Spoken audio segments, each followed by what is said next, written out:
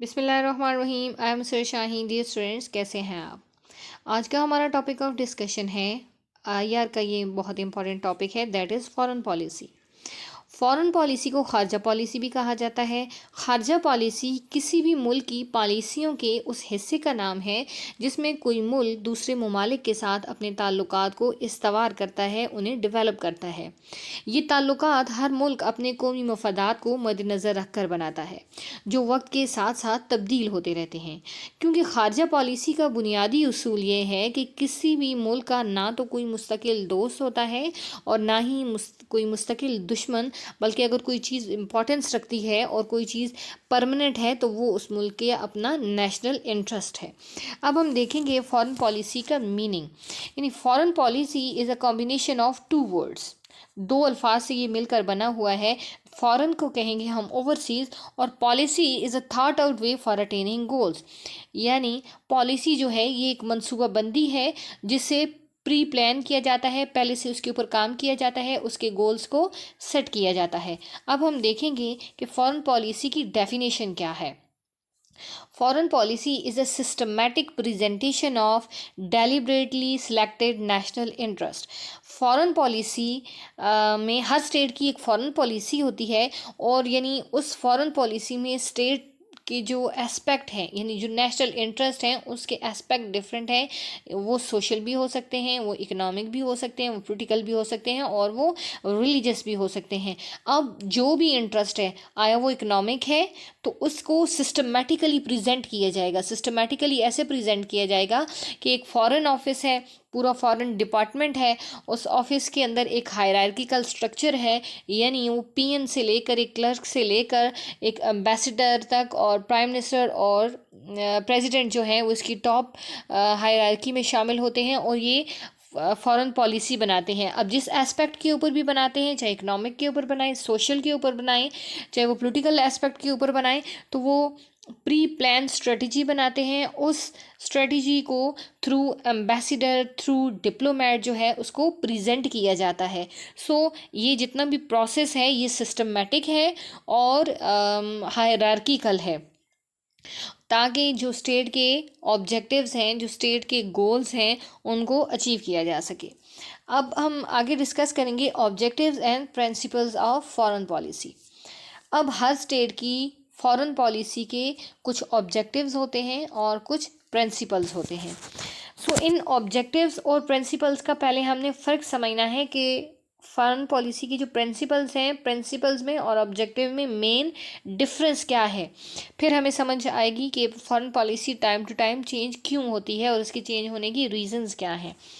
Principles basically permanent guidelines होती हैं future के लिए, और प्रिंसिपल्स जो होते हैं वो यूनिवर्सल होते हैं।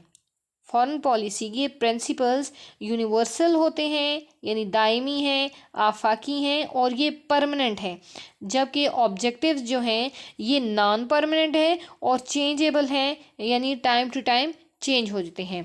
फॉर एग्ज़ाम्पल, एक स्टेट जब वजूद में आती है तो उसके कुछ प्रिंसिपल्स होते हैं। प्रिंसिपल्स में फॉर एग्जांपल उसका प्रिंसिपल ये होता है कि वो अपनी जो टेरिटोरियल इंटीग्रिटी है, यानी जितने भी उसकी जोग्राफियाई हदें हैं, वो उनकी हिफाजत करेगी, और किसी जो फॉरेन स्टेट है उसको ये अलाउ नहीं करेगी कि वो उसकी जियोग्राफी के या उसके किसी हिस्से को उससे छीने। अब हर स्टेट चाहती है कि वो अपने इंटरनल इश्यूज़ को खुद डील करे, अपनी इंटरनल सॉवरेनिटी को मेंटेन करे। तो ये क्या है, उस स्टेट का प्रिंसिपल है। अब ऑब्जेक्टिव जो होते हैं ये टाइम टू टाइम चेंज होते हैं, और हर गवर्नमेंट, फॉर एग्जांपल जो भी गवर्नमेंट आती है, प्रिंसिपल्स तो सेम रहते हैं लेकिन उसके ऑब्जेक्टिव डिफरेंट होते हैं। फॉर एग्जांपल अगर हम पाकिस्तान के हवाले से बात करें, जैसे इमरान खान की गवर्नमेंट थी, तो इसमें इमरान खान की जो गवर्नमेंट थी इसने सपोर्ट किया था, अपने रिलेशन को मेंटेन करने की कोशिश की थी रशिया के साथ। जबकि उसके बाद आने वाली जो गवर्नमेंट है तो उसमें शहबाज शरीफ साहब ने क्या किया है, अपने रिलेशंस को जो इमरान खान ने डेवलप किए थे रशिया के साथ, वो उससे थोड़ा पीछे हट गए हैं। हर स्टेट जो है उसके प्रिंसिपल्स तो सेम रहते हैं, हर आने वाली गवर्नमेंट के लिए सेम रहते हैं, लेकिन जो उसके ऑब्जेक्टिव्स होते हैं वो टाइम टू टाइम चेंज होते रहते हैं। तो अब हम सबसे पहले देखेंगे, जनरली हम देखेंगे कि हर स्टेट के कुछ ऑब्जेक्टिव्स होते हैं जिनमें ऑलमोस्ट सिमिलैरिटी होती है कुछ ऑब्जेक्टिव में। सबसे पहला जो ऑब्जेक्टिव है that is national interest. Her state अपने नेशनल इंटरेस्ट को परसू करना चाहती है, अपने नेशनल इंटरेस्ट को अचीव करना चाहती है। वो नेशनल इंटरेस्ट मॉरल भी हो सकता है, इकोनॉमिक भी, सोशल भी और रिलीजियस भी। और नेक्स्ट है जी इकोनॉमिक डेवलपमेंट। हर स्टेट अपनी इकोनॉमिक डेवलपमेंट के ऊपर फोकस करती है। अब इकोनॉमिक डेवलपमेंट कैसे, फॉर एग्जांपल वो दूसरी स्टेट्स के साथ अपने रिलेशंस को इन्हेंस करती है, उन्हें मेंटेन करती है।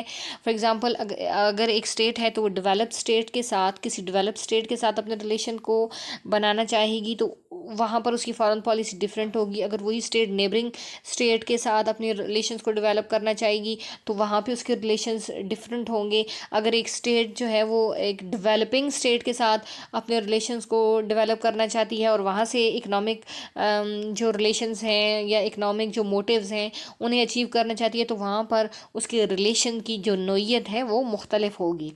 फॉर एग्ज़ाम्पल अगर एक स्टेट है, फॉर एग्ज़ाम्पल अगर हम टर्की की मिसाल लेते हैं, इकोनॉमिकली वो दुनिया की 8वीं जो है इकोनॉमिक पावर है। तो अब वो यही चाहेगी कि मैं जो है 8वें से 7वें नंबर पे आऊँ और बढ़ते बढ़ते यानी मैं टॉप ऑफ द लिस्ट जाऊँ। ठीक है, तो हर हर स्टेट की इकोनॉमिक डेवलपमेंट जो होती है वो उससे ज़्यादा से ज़्यादा जो है वो उससे ज़्यादा से ज़्यादा इंक्रीज़ करना चाहती है, इकोनॉमी को स्ट्रॉन्ग करना चाहती है और अपनी इकोनॉमिक पोजीशन जो है उसको जो है वो पीक पे रखना चाहती है। That is another point is national security. Her state अपनी जो उसकी टेरिटरी है उसको सिक्योर करना चाहती है। उसके जितने भी एनिमी हैं, चाहे वो नेबरिंग स्टेट में हैं या किसी और जो रीजन है किसी और स्टेट से उसके साथ रिलेशन है, आल्दो कि वो उसके नेबरिंग में नहीं भी है, फिर भी उसके साथ अगर उसके कोई आइडियोलॉजिकल क्लैश है या उसके कोई पॉलिटिकल क्लैश है तो भी वो अपनी नेशनल जो सिक्योरिटी है उसको मेंटेन रखना चाहती है। Maintenance of relation, her state अपनी बाकी जो दुनिया की स्टेट्स हैं उनके साथ अपने रिलेशंस को डेवलप रखना चाहती है। और डेवलप करने की बेसिक रीज़न ये है कि दुनिया में कोई भी स्टेट ऐसी नहीं है जो तनहा अपने तमाम तर जो इसके मसाइल हैं उनको खुद से हल कर सके और तनहा अपने रिलेशंस को दूसरे स्टेट्स के साथ रिलेशन मेंटेन किए बगैर अपने सिस्टम को चला सके। तो हर स्टेट के लिए ज़रूरी होता है कि वो अपने रिलेशंस को दूसरी स्टेट के साथ बरकरार रखे। Enhancement of influence of state, हर स्टेट का ये ऑब्जेक्टिव है कि उसका जो इन्फ्लुएंस है, उसका जो असर है उसको बढ़ाए, उसको मेंटेन करे, उसको इन्हेंस करे। अब इन्हेंस कैसे करेगी? फॉर एग्ज़ाम्पल अगर एक स्टेट जो है वो मिलिटरीली बहुत स्ट्रॉन्ग है तो वो एक मिलिट्री जो है वो पैक्ट साइन करेगी, वो अपनी मिलिट्री एक्सरसाइजेज करेगी और इससे क्या होगा कि वो अपना इन्फ्लुएंस, अपने असर और रसूख को बढ़ाएगी और अपने जो उसका इन्फ्लुएंस है वो इसलिए उसको बढ़ाएगी कि ताकि वो बाकी दुनिया के ऊपर अपनी पावर को शो कर सके। अब हम प्रिंसिपल्स में देखते हैं। प्रिंसिपल्स में ये परमानेंट गाइडलाइंस हैं और इसमें फर्स्ट वन है protection of her independence and liberty. Her state का जो बेसिक प्रिंसिपल होता है वो ये है कि उसकी जो इंडिपेंडेंस है, जो उसकी आज़ादी है, जो उसकी लिबर्टी है, उसकी वो हिफाजत कर सके। To respect sovereignty of others, हर स्टेट जैसे अपनी सॉवरेंटी की हिफाजत करना चाहती है तो उसके लिए लाजमी होता है कि वो दूसरी स्टेट की जो सॉवरेंटी है उसको भी रिस्पेक्ट दे। To avoid interference in the international matters of state, हर स्टेट का एक इंटरनल जो मैटर है, उसका जो अंदरूनी मामला है, तो दूसरी स्टेट के लिए ज़रूरी होता है कि जैसे वो अपने इंटरनल अफेयर्स को ख़ुद डील करना चाहती है, बिल्कुल इसी तरह से वो उसके लिए ये भी ज़रूरी होता है कि दूसरी स्टेट्स के जो अंदरूनी मामलात हैं उनमें मुदाखलत ना करे।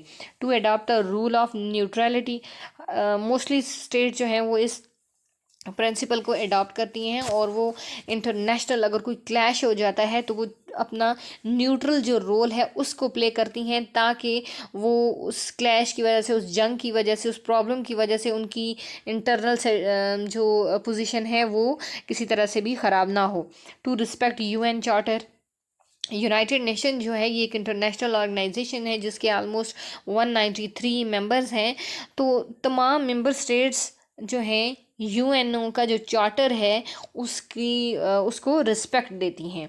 To support human rights and peace, international world में ये स्टेट्स के लिए ज़रूरी होता है कि वो इंटरनेशनली पीस को प्रमोट करें, और जो जंग की सिचुएशन है चाहे वो नेबर में है या किसी भी स्टेट के साथ है, किसी भी वजह से है, तो उससे अवॉइड करें और पीस को प्रमोट करें, और दुनिया में जहाँ पे भी ह्यूमन राइट्स की वायलेशन हो रही है उसके अगेंस्ट जो है अपनी आवाज़ बुलंद करें।